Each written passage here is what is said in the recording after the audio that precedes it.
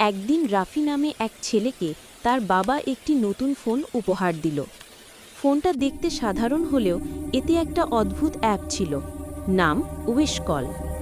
রাফি কৌতূহল নিয়ে অ্যাপটা খুলল।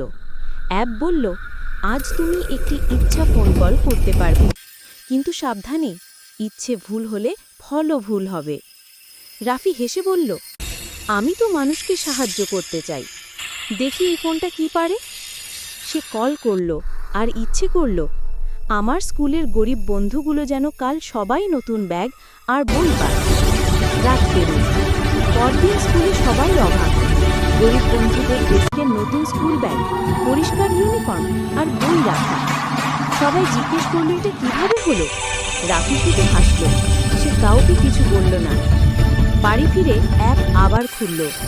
এইবার ফোনটা দেখালো, তোমার ভালো কাজের কারণে তোমাকে আরেকটি সুযোগ দেওয়া হলো। কিন্তু রাফি এবার ইচ্ছে করল, আমার শহরের সব বাচ্চা যেন ভালো খাবার পায়। পরদিন শহরের বিভিন্ন স্থানে স্বেচ্ছাসেবকের গাড়ি খাবার বিলাতে শুরু করল। মানুষ বলল, এটা অলৌকিক। শেষে অ্যাপ বলল, তোমার ইচ্ছাগুলো পৃথিবীকে বদলে দিচ্ছে, কিন্তু মনে রেখো, সত্যিকারের জাদু ফোনে নয়, তোমার মনের ভালোবাসায়। রাফি বুঝল, ফোন শুধু পথ দেখায়, কিন্তু পরিবর্তন আনে মানুষের মন।